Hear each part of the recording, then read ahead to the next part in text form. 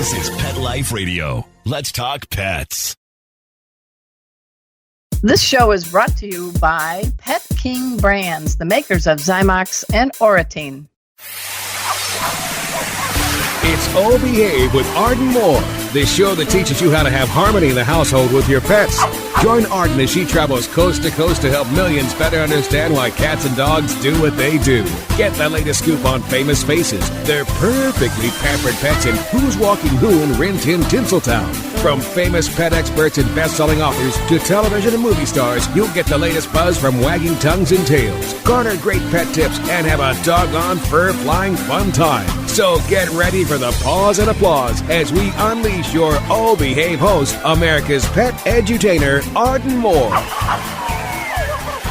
Welcome to the Oh Behave show on Pet Life Radio. I'm your host, Arden Moore. Today, listeners, we get to travel for free! Free of any concerns about COVID-19 cooties. Free of any flight delays. And of course, everything is free. It only costs you your imagination. Are you curious as, say, maybe a cat? Our special guest today will be your tour guide. He has combined his passion for cats and for travel in a marvelous way. Please give pause and applause to my good friend and a very talented veterinarian, Dr. Arnie Plotnick. Welcome to the show, Dr. Arnie. Thanks, Arden. Nice to be back. It's been quite a while since I chatted with you on here. Yeah, you're definitely well overdue, and we're glad you're on here. And hey, folks, the good doctor is about to unleash good medicine for our minds and bodies. He's going to share some of his adventures in helping cats and dogs all over the globe. But first, let's take a commercial break. So sit, purr, groom. We'll be right back. Time for a pause. 4 furry ones, actually. Sit and stay. Oh Behave will be right back. Hey, pet pals. Arden Moore here. Welcome to fall and winter. Now, this is a great time to take your dog on a hike in the woods, maybe go on a camping trip or a road trip. But just like us, changes in weather can actually impact the skin and ears of our dogs and cats. So if you got a pet who's scratching his ears, chewing on his coat, or rolling in mud, help is here. Zymox. For inflamed and itchy paws and coats, you can use the Zymox topical spray. For itchy and irritated ear issues, you can use Zymox enzymatic ear solution. And for baths, you can treat your dog or cat to Zymox shampoo and conditioners. Now, Zymox has been your pet's safe and trusted health ally for 20 plus years. So you can pick up Zymox at your veterinary clinic, most pet specialty stores, and online. To learn more, just visit Zymox.com. That's ZYMOX. Do it for your pet. Let's talk pets on PetLifeRadio.com. Oh Behave is back with more tail-wagging ways to achieve harmony in the household with your pets. Now back to your fetching host, America's pet edutainer, Arden Moore. Welcome back to the Oh Behave show on Pet Life Radio. I'm your host, Arden Moore. Our special guest today is Dr. Arnie Plotnick. He's a veterinarian and a writer. And until the pandemic put the brakes on, he was a genuine frequent flyer to places all over the world. He's been the medical editor for Catnip, the publication from the vet school at Tufts University, and the veterinary advisory for CatChannel.com. He's a columnist now for Catster. That's the most widely circulated cat magazine. And even more importantly, he's a great guy and my longtime friend. So after the show, please check out his great site. It's called leisurecommando.com. Hey, Arnie, quite simply, you just rock, Arnie. That's it. I'm going to just say it like it is. You rock. Thank you, Art. So Nice. let's get started. Don't worry, we're not going to say, let's start when you were a little child. But I am going to ask you this. Were you one of those kids in a family where you guys got in the station wagon and went all over America? Did you get any kind of travel opportunity as a kid? No, we didn't do any of that kind of stuff. And so I'm sort of making up for lost time, I suppose. There was Yeah, no, we never really took No family road trips, huh? vacations. No road trips or international trips, certainly. So when I finally had the ability to do that, I kind of went at it with a vengeance there. And so you have been all over the country when you were being trained as a veterinarian. What are some of the places that you went for vet school, undergrad, and all that fun stuff? Because you were getting a taste of America that way. Yeah, yeah. Well, my undergrad, I didn't go very far. I went from Brooklyn to Binghamton, New York. But after getting my bachelor's in biology there, I went to Gainesville, Florida, and I got my master's degree, and then I went to veterinary school in Gainesville. Oh, okay. All right. So, and then you went to a residence. Didn't you do a residency? I did an internship at University of Pennsylvania, so that was Philly, and then I did a residency in Fort Collins, Colorado. Okay. So Philly subs, what's the food? Probably beer in Colorado. Let's see, Florida. Oh, one time I ate a gator sandwich. It was weird. They had gator races, baby gator races. Yes, trying to think of all the big hot spots that you got to do while you were learning to become a veterinarian. Florida has many roadkill restaurants, yes. You can get alligator and rattlesnake and armadillo and stuff like that. I'm just hungry. But how long have you been in the Big Apple, New York City? Well, after doing some traveling around for vet school and a little bit for work, I came back to New York when I was offered the position of Vice President of Animal Health at the ASPCA. Ooh, that sounds big. Yeah, so this was my glorious return to New York, and that was in 1997, and I've been there ever since.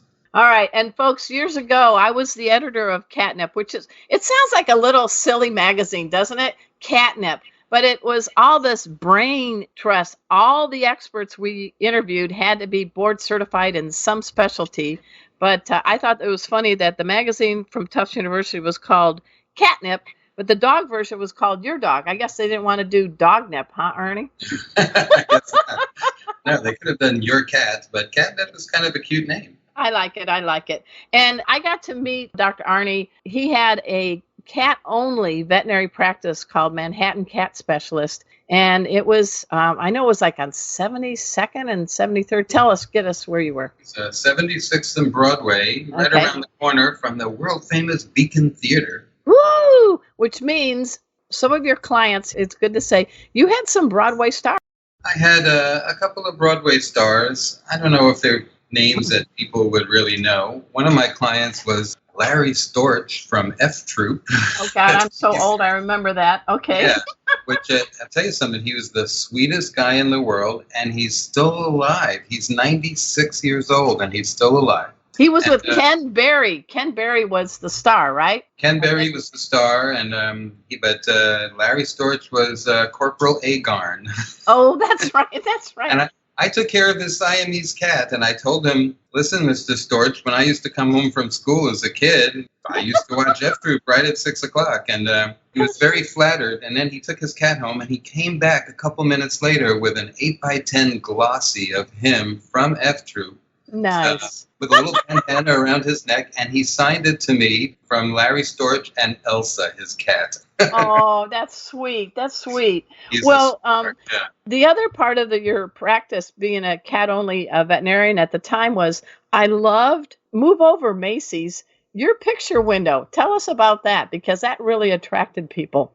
Well, yes, in the window we put a cage, and we would put kittens in the window that we work with a rescue, and we would put kittens in the window up for adoption. And there was a lot of foot traffic, and all of our clients came in. They were cat lovers, and they told all their friends who were cat lovers, and we adopted out over the years well over 300 cats.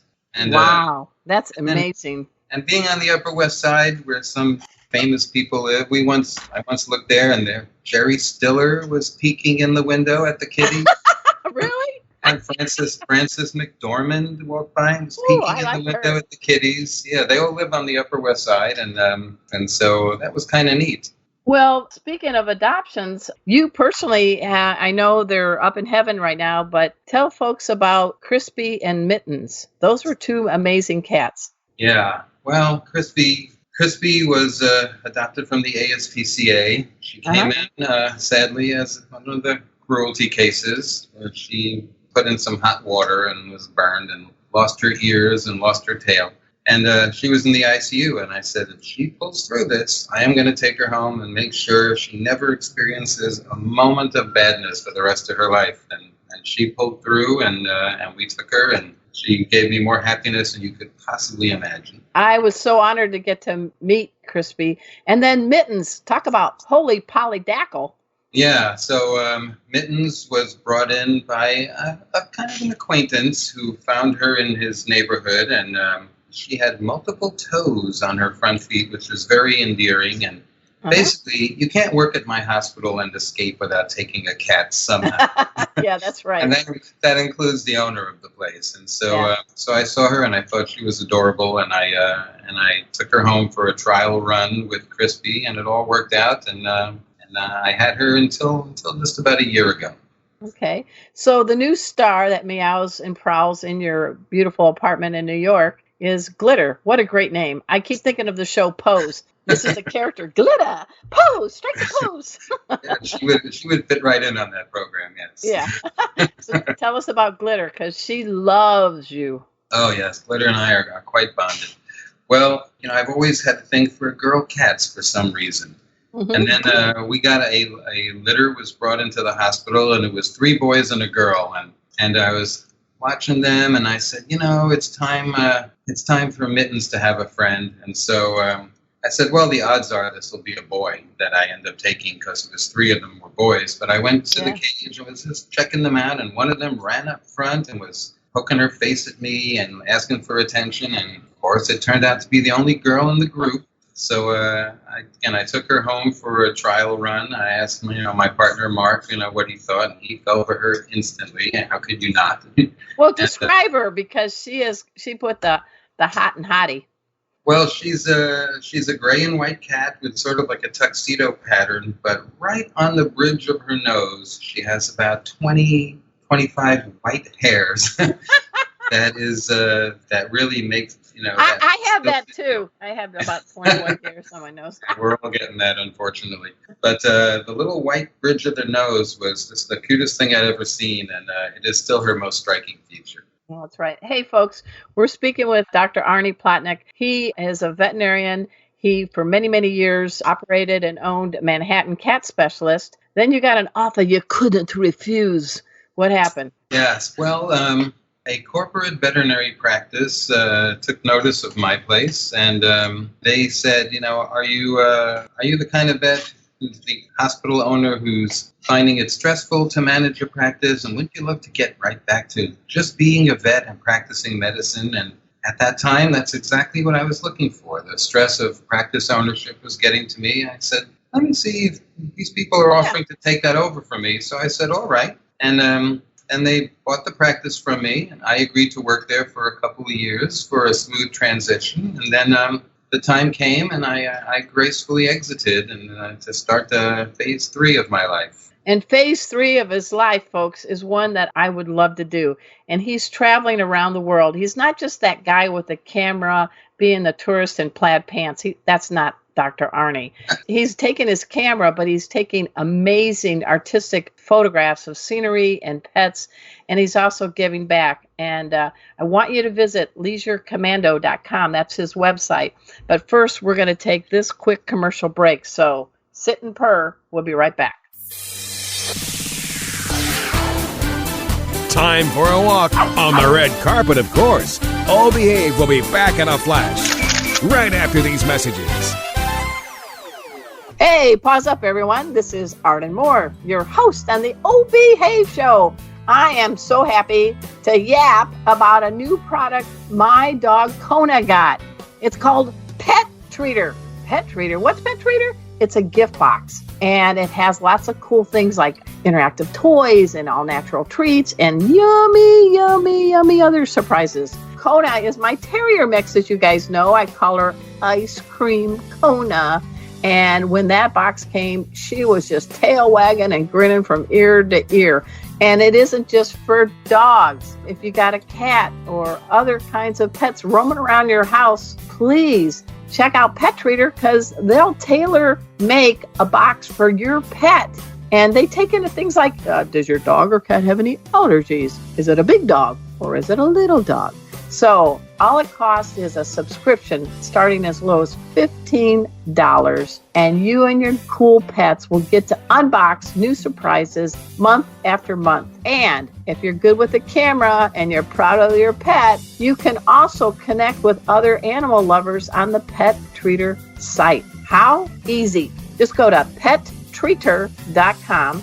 This is important. Use the coupon code OBEHAVE. And guess what? You're going to get 50% off the first month of your subscription. Go to pettreater.com and use the coupon code OBEHAVE, and you're going to save ka-ching! Well, that's it for me. Kona's looking at me in the Pet Treater box. She wants to dive into some of these goodies. Pause up. Let's talk pets. Let's talk pets On Pet Life Radio. Pet Life Radio. PetLifeRadio.com.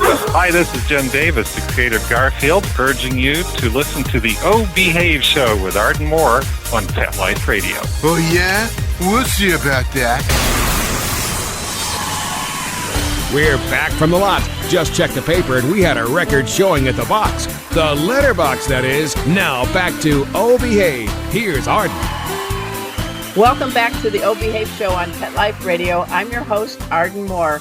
I have my good friend, Dr. Arnie Plotnick, in the house. Well, actually, he's in his apartment in New York City, and I'm in my backyard office deep in the heart of Dallas. And my producer, Mark Winter, is in his air-conditioned, beautiful home in South Florida. So we all get around. I feel like that old show, I'm dating myself again. My cat, Casey, just heard your voice, and he had to say hi. Hi, Arnie. It's me, Hi, Casey. Cat Safety Cat Casey.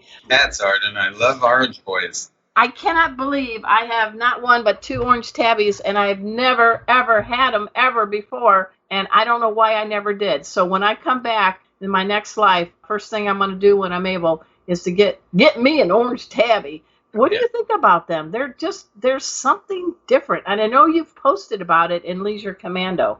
I love them. I had a brother and sister, Brandy and Gigi, and Brandy was a nice orange boy, and he was a sweetheart. There's something endearing about them. I don't know what it is. They're big teddy bears. Well, the one thing I learned, because Casey's now 6, is there's a strange phenomenon as they get to be adults. They start getting little black pigmentation around their eyes, their nose, and their gums. What's all that about? Well, that's called a lentigo simplex of orange cats. And I guess they're most closely related to freckles, although technically they're not because they have nothing to do with the sun. But they're little just black pigment spots that I've heard some people say, what are these ugly spots on my cat?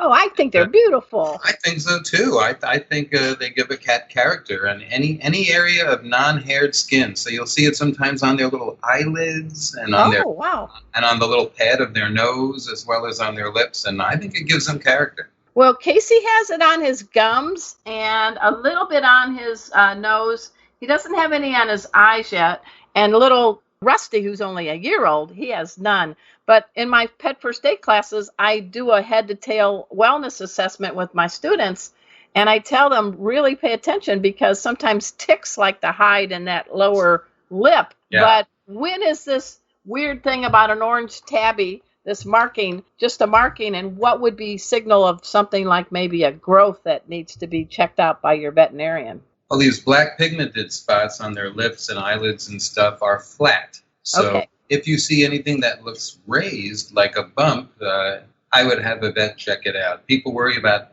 melanoma and stuff. I mean, it's really rare, but anything that's raised up above the surface, I would have that examined by a vet. Okay, well, Casey says, the good Dr. Arnie, I'm good right now. I'm good. Hey, this is crazy times. You got to admit, you've been to how many countries before COVID? What would you guess? I think it's 44. Wow.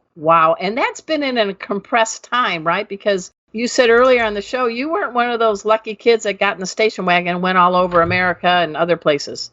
No, I didn't. I started my foreign travel 15 years ago. So 44 countries in 15 years. That's pretty nice. Yeah. And when you're doing it, though, you're not just a typical tourist. You're there on a mission.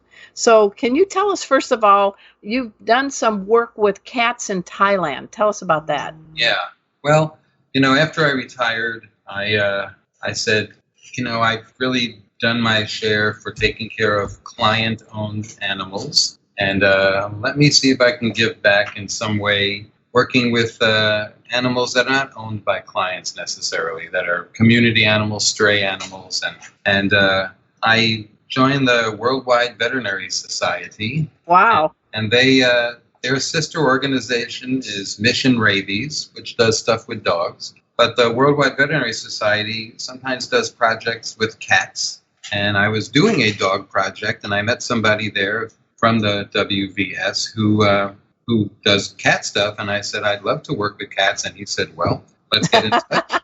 We have a place in Thailand. And I'd love to go there. I arranged to go there. And before I got there, they notified all the cat rescue groups in the area that during this week, get your cats ready to come in, and we're going to be spaying and neutering like crazy at no cost to them, of course. Wow. And I went there for a week. I met some wonderful technicians, wonderful doctors, and I spayed and neutered a whole bunch of cats. Now, I know you go to different countries. Are there certain either patterns or markings on mutt cats in different locations? I don't know what it was like in Thailand versus our next trip. We're going to take you on this magic carpet ride, which is Morocco. But is there, do you find that? Well, when I was in India doing that Mission Rabies work, every dog was a 40-pound brown pharaoh-looking dog. I mean, I think it's a very narrow gene pool there. Yeah, I would think so. You're my mama. No, you're my daddy. No, you're my sister. No, you're my brother. I don't know. You look like me. Yes, everybody is somehow related in some little way. It's there's no taboo on cousins intermarrying in the dog world. In the dog world in India. No. Okay, good to know. Well, what about cats? What have you found anything like that, or are they pretty much all over the mark with markings? No, and I haven't seen that with the cats. And the same thing when I went to Ghana and did the other rabies project there. Most of the dogs were just your middle-sized dog. But no, the cats seem to have and I don't know if it's because their territory that they wander through is wider. I'm not sure, but I don't see that kind of uniformity, color pattern and stuff with cats like I did with the dogs. All right. So that was cool going to Thailand. And talk about the cuisine, because I'm hungry. I skipped breakfast. Tell me. Thailand was the greatest thing about Thailand is the street food. Oh. Is it better than the Mexican food I got right across the border in Tijuana, which I don't want to recall ever again? You always take a risk with some of the street food, but the Thai and Vietnamese street food is probably the best I've had. Wow. And you live in New York, where the cuisine is amazing. You can get anything, anytime, 24/7. So is the street food in Thailand a lot better than even some of these fancy restaurants in the Big Apple? I mean, there are pretty authentic restaurants here, but the thing with street food is the people who are preparing them, it's a person. They have a specialty in that one particular item. So you go to the street person and they are just making that one dish that they have mastered from generations. Wow. So it is better on the street. All right. So we're going to now take our little imaginary airplane. Isn't this fun, Arnie? You feel like you're flying? And we're going to go to Morocco, guys. Talk about, hotels sometimes have different perks. Like, you get extra coffee or extra soap, but you got a cat. Yes, I was watching a video about a guy from Philadelphia who went to Morocco, fell in love with the place, decided to stay there, and he bought a guest house. They call them riads, and he bought one. And I looked it up, and it looked terrific. And I contacted him and told him I'd like to stay there, and we chatted a bit online, and he said, I hope you're not allergic to cats or anything, because we have a house cat here. And I said, allergic to cats? No. I said, having a cat there would just be terrific, because I need my cat fix when I'm away from my own kitties at home. Yeah, and tell everybody what your nickname is. Kathmandu. Yeah. That was my first blog. Yeah. And I've been to Kathmandu, actually. So I finally got there. But yes, it was Kathmandu, 3 words. That's right. So tell us about this cat. Well, so I went to the place, and it's a guest house, and it only has 3 rooms. Okay. And basically, he gave us an upgrade, and the fancy room was basically the entire floor of the upper floor of the Riad. And when you're there, you leave your door open.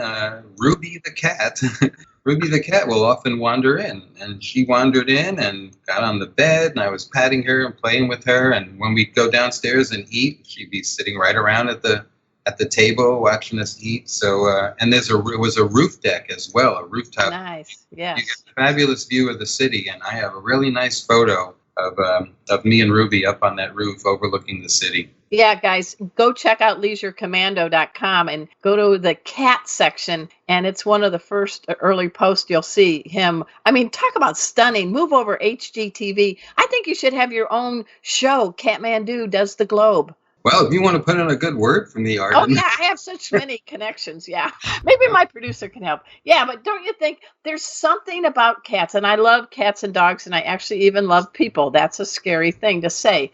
But I'm sitting right now in my backyard Ard's den, and I have 2 cats right here and 2 dogs. The dogs are on the futons. The cats are on elevated perches, and I can't be any happier, you know? So there's a lot of things. What are some things maybe cats have taught you? You've saved their lives. You spayed and neuter them, and they still love you.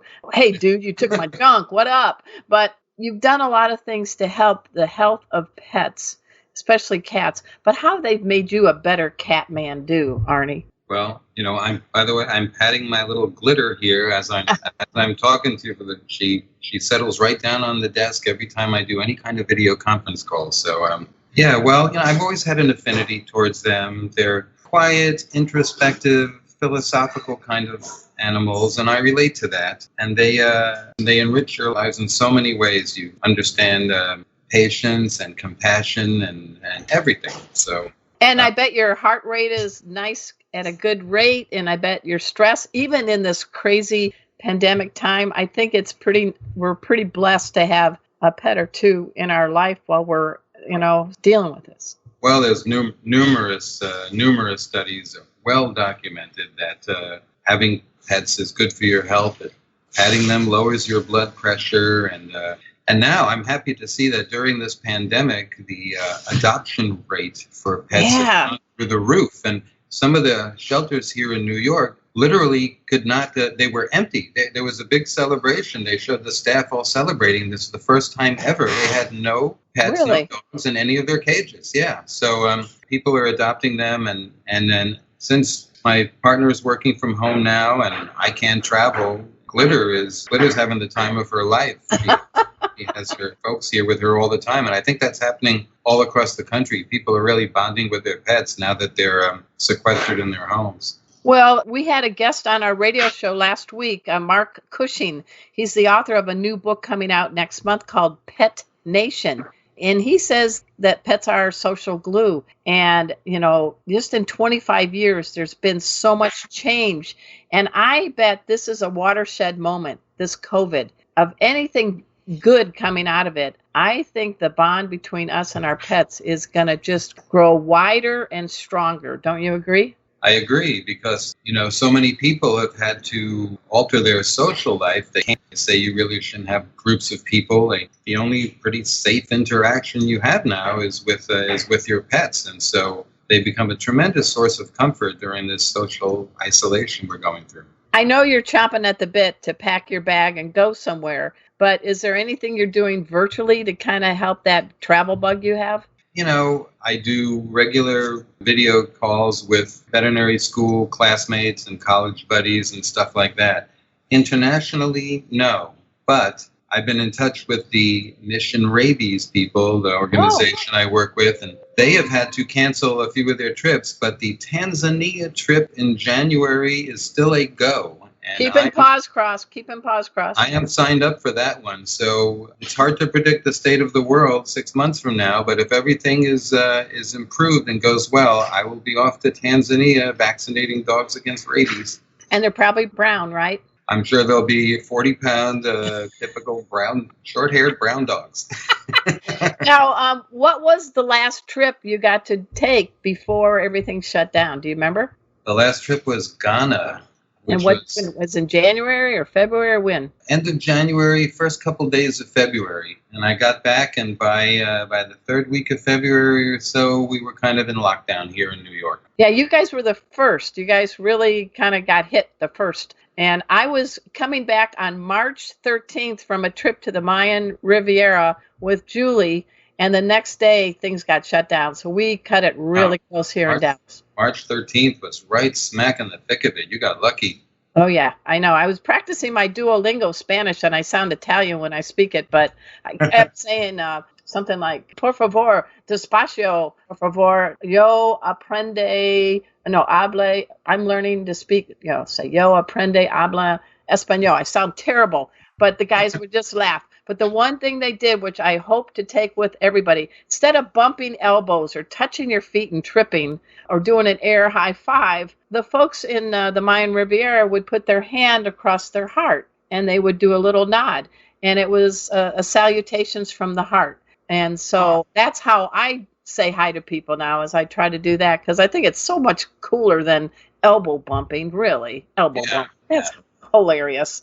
Is there one place on the planet that is in your radar once, I'm being optimistic, this pandemic is gone? Where is someplace, where in the world, not where in the world is Waldo, but where in the world will Dr. Arnie be? What's a must go? That's a tough one. I mean, I tend to fall back on Amsterdam, as it's my favorite city, and I've been there over a dozen times, and I have an apartment there that I stay in when I go, and a best friend I've known. Well, that's cool. What is it about Amsterdam? Well, is it because you get to say damn a lot? Well, there's not much of a language barrier. They all speak English. Okay. They speak Dutch, but they all speak English fluently, so it's not a problem. I've taken Dutch lessons, and I'm almost conversational. Can you say something in Dutch? Say something like, can you say I love cats or something like that? What would be a sentence? Let's hear you. It's radio. Ik hou van katten. Oh, je houdt van katten. Ik ben dierenarts, maar alleen voor katten. I am a veterinarian, but only for cats. Oh, nice. All right. Well, I do hope you get back to Amsterdam, because that sounds like a great place. Yeah, and in Amsterdam, they have the world's only floating cat shelter, cat sanctuary. Oh, yeah, I meant to ask you about that. Go ahead and say what it's called. It's called the Poezen boat, which translates as Poezen is like pussycat, so it's the cat boat. I shouldn't say floating, because it is permanently moored in the on the canal called the Single is the name of the canal. And you go in there, and there's half of the cats are in cages, and half of them are running free, and they're living the life there. But that's where you go if you want to adopt a cat. And it's terrific. And it's gotten so popular now that you actually have to reserve a time online so you can go. Otherwise, you'll be waiting out there all day. I bet a lot of cats there are named Puss in Boots, right? Probably. I would be surprised. All right. Hey, guys, we're speaking with Dr. Arnie Plotnick. Please go to leisurecommando.com. We've only scratched the surface of what he does. He is an amazing photographer, and the guy reads books like I eat potato chips. So he's really, you got to check out some of his book reviews. You really have dedicated your life to better the lives of cats and 40-pound brown dogs. And so I really do salute you, Dr. Arnie. You're a wonderful man. Thank you, Arden, and right back at you. Your educational classes on first aid and all your books have certainly had a major impact on many pet owners out there. So kudos to you as well. Well, one day maybe we'll get to meet somewhere like Amsterdam, and I'll say, hey, you want to come out for a pomegranate martini? And you'll say yes, right? You tell me where and when, and I will be there. All right, guys. We've had a great time with our special guest, Dr. Arnold Plotnick. Please go to leisurecommando.com after the show. I also want to do a shout out to Dr. Hey, I just promoted you. Mark Winter, our executive producer of Pet Life Radio. Our show's been on the air 13 years. Wow.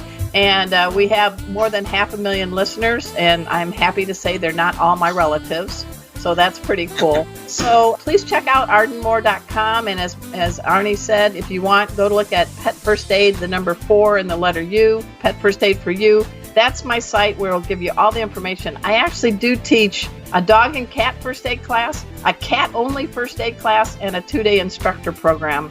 And people like Dr. Arnie have helped me as an advisor. So everything we're teaching you has been blessed and anointed by veterinarians. But we make the classes fun. And I have my orange tabbies, Casey and Rusty, and my brown and white dog, Kona, as my teaching team, which is giving a lot more realism to the whole class. So until next time, guys, this is your flea-free host, Arden Moore, delivering just 2 words to all you 2, 3, and 4-leggers out there. Oh, behave. Coast to coast and around the world, it's Oh Behave with Arden Moore. Find out why cats and dogs do the things they do and get the latest buzz from wagging tongues and tails in Rin Tin Tinseltown. From famous pet experts and best-selling authors to television and movie stars, you'll get great tail-wagging pet tips and have a fur-flying fun time. All Behave with America's pet edutainer, Arden Moore. Every week on demand, only on PetLifeRadio.com.